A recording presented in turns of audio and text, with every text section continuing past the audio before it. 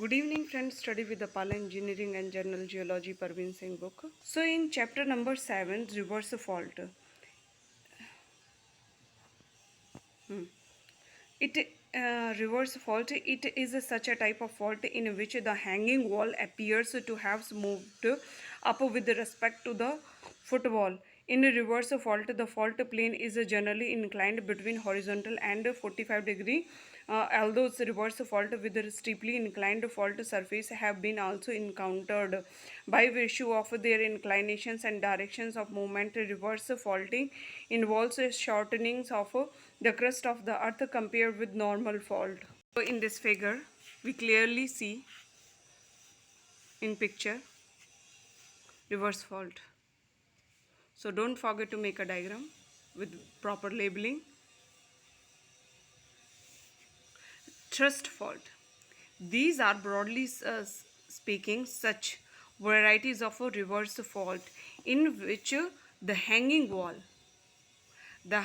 has moved up relative to the foot walls and the fault dip at angles below 45-degree. Faults dipping above 45 degrees with hanging walls having gone up are then called a reverse fault.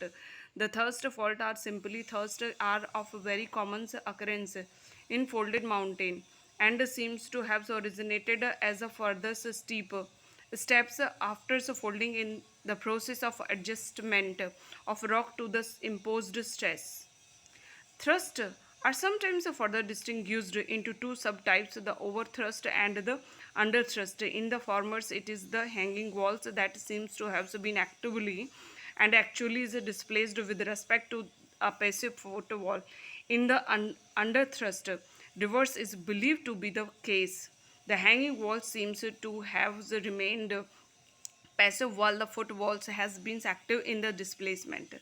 The Himalayan mountains in the Indian subcontinent passes numerous examples of a thrust fault developed all along its extensions from northwest to southwest east.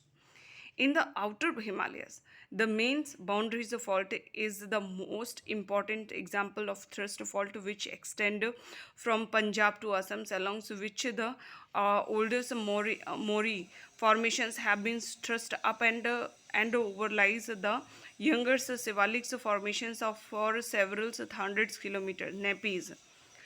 This term is used for extensive blocks of rocks that has been translated to great distance, often ranging to several hundred kilometers along the thrust planes. The large scale movement, nappies and thrust planes.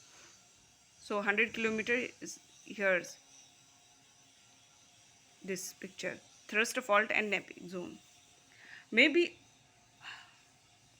be attributed to a major overthrustings or a recombinant foldings followed by thrust faulting. When a series of thrust fault occur in close proximities, thrust blocks are piled up one another and all fault surface dip in the same directions. The resulting interesting structure is known as an imbricate structure. In the Himalayan mountains, many well-defined nappy zones have been recognized, amongst which may be mentioned the Kashmir nappy, the nappy zone of Shimla Himalayas, and the nappies of the Garhwal Himalayas. In the case of Kashmir's nappy zones, it is believed that the Kashmir nappy is composed of Precambrian sediments have been thrust for great distance over a horizontal thrust called the Panjal thrust. Panjal means we already listen in a news Peer Panjal. So this is a Panjal thrust.